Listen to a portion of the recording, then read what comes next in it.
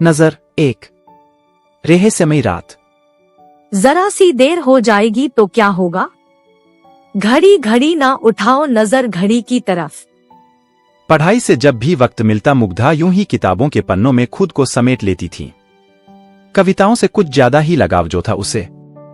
Train का सफर, कविताओं की पंक्तियां और ऊपर से बारिश का मौसम, सब मुग्धा के इस शौक को आज और भी ज्यादा बढ़ावा दे रहे थे।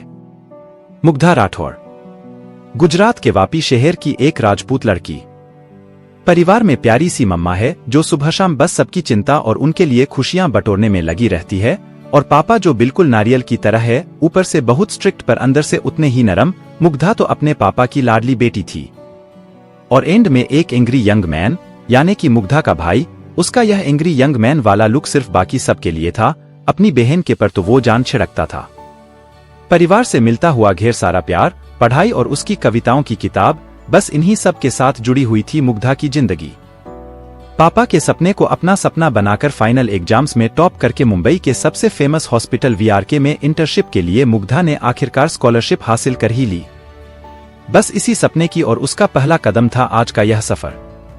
देखते ही देखते मुग्धा पहुंच जाती है सपनों के शहर में, यानी कि मुंबई।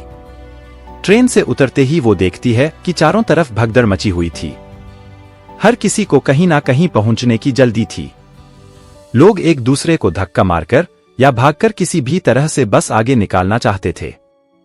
ये सब देखकर मुग्धा की घबराहट और भी बढ़ गई कि तभी, अरे नहीं, अरे सुनिए, चोर चोर, हेल्प प्लीज, हमारा पर्स, कोई हमारी हेल्प कर दीजिए।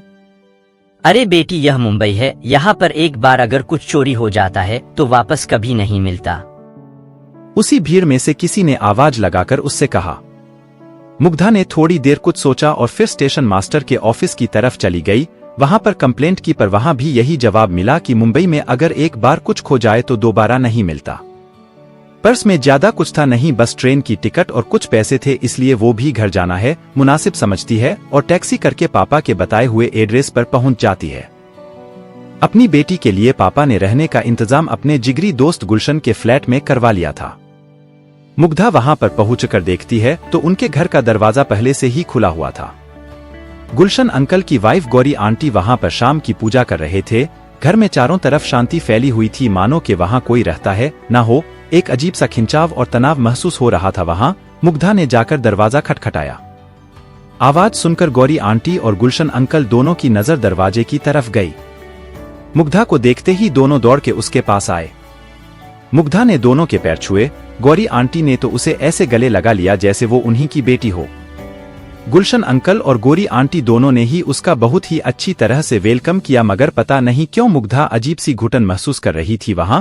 फिर शायद सफर की थकान की वजह से ऐसा हो रहा हो, सोचकर वह वही चुपचाप बैठ जाती है। सफर कैसा रहा बच्चे, तुम्हें कोई तकलीफ तो नहीं हुई ना? गौरी आंटी ने पानी देते हुए पूछा। पानी पीते हुए मुग्धा की नजरें घर के चारों तरफ घूम रही होती है। थोड़ी सी घबराहट महसूस हो रही थी उसे। शायद मम्मा पापा के बगैर पहली बार घर से इतनी दूर आई थी, किसी अनजान शहर में, अनजान घर में। ये इसलिए ऐसा हो रहा हो सोचकर वो खुद को संभालने की कोशिश करती है और कहती है, जी नहीं आंटी, सफर में तो कोई तकलीफ नहीं हुई, पर वो स्टेशन पर उतरते ही हमारा पर्स चोरी हो गया। अरे कोई नहीं बच्चे, ये तो मुंबई है, यहाँ पर तो आए दिन चोरियां होती ही रहती है। पर तू बिल्कुल फिक्र मत कर, चल अब आराम कर ले, हमने तेरा फ्लैट कब से साफ करके रेडी रखा है। कहते हुए गुलशन अंकल मुग्धा का बैग लेकर बिल्कुल उनके बगल वाले फ्लैट में जाते हैं और वहां रख आते हैं। मुग्धा उन्हें जाते हुए देखती है। उसकी नजर अभी तक घर के चारों तरफ घूम रही होती है। घर काफी साफ सुथरा था और शांत भी। शायद अंकल आंटी अकेले रहते हैं यहाँ पर, इसलिए इतना सन्नाटा है, सोचते हुए मुग्धा गौरी आंटी की तरफ देखती है। बच्चे तू जा आराम कर, मैं अभी तुम्हारे लिए कुछ गर्मागर्म बना कर लाती हूँ, तब तक तुम चाहो तो फ्रेश हो जाओ, ठीक है? गौरी आंटी ने किचन की तरफ जाते हुए कहा। मुग्धा जवाब में सिर झुकाकर हाँ कहती हो और अपने फ्लैट में जाती है। हल्की गुलाबी रंग की दीवारें, बीच में ब्राउन कलर के सोफे और टेबल, उनके ठीक सामने लगा हुआ टीवी और उसके पास वाले टेबल पर रखी हुई थी कुछ खूबसूरत मूर्तियां। खिड़की से आती हुई ठंडी हवा और वही रखे हुए थे कुछ प्यारे से पौधे, जिन्हें देखकर लग रहा था मानो वो मुस्कुरा रहे हो। कमरे की खूबसूरती और सजावट देखकर मुग्धा की थकान मानो गायब ही हो गई।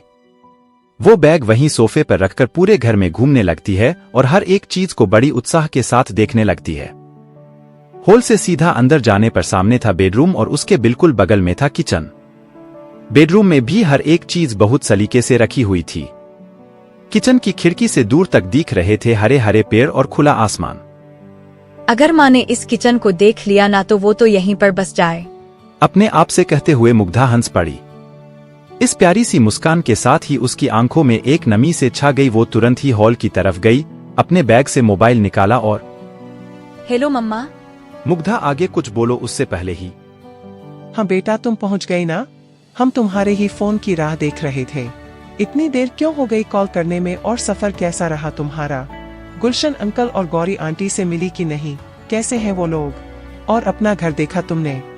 कॉल रिसीव करते ही मुग्धा की माँ ने तो जैसे सवालों की फुहार ही बरसा दी। अरे रुको रुको रुको, मुझे बोलने तो दो मम्मा। मैं मुंबई बिल्कुल सही सलामत पहुंच गई हूँ। गुलशन अंकल और गौरी आंटी दोनों से भी मिल लिया। पापा से कहना वह दोनों बहुत अच्छे हैं। उन्होंने बिल्कुल अपनी बेटी की तरह मेरा वेलकम किया मम्मा। और ये घर, इसकी तो बात ही मत पूछो, बहुत बहुत प्यारा है। पापा कैसे हैं? वो ठीक है ना? उनसे कहना कि मेरी बिल्कुल चिंता ना करें, मैं यहाँ ठीक हूँ और हाँ खुश भी। माँ से बात करके अब उसका मन कुछ हल्का हुआ।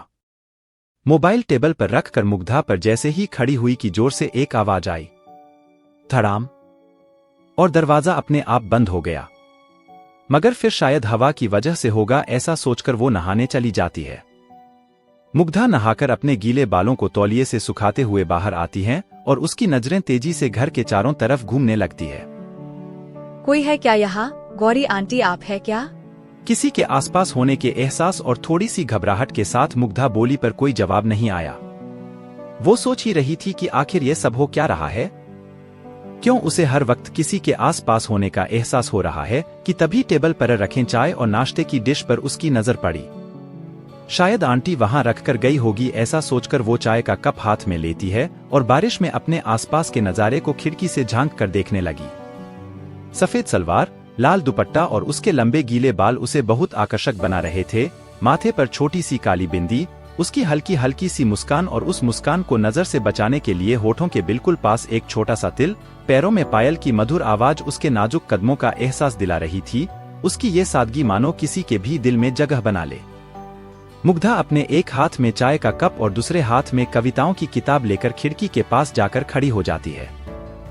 वो अपनी कविताओं में इतनी खो जाती है कि उसे इस बात का भी एहसास नहीं होता कि वहां कोई था जो कब से उसकी खूबसूरती को निहार रहा था या शायद नजर लगा रहा था। क्या सच में वहां कोई था? और अगर हाँ तो कौन? आगे क्या हुआ जानने के लिए सुनते रहिए कहानी एक रहस्यमयी रात। हम मिलेंगे चैप्टर 2 में। तब तक के लिए स्टे ट्यून्ड।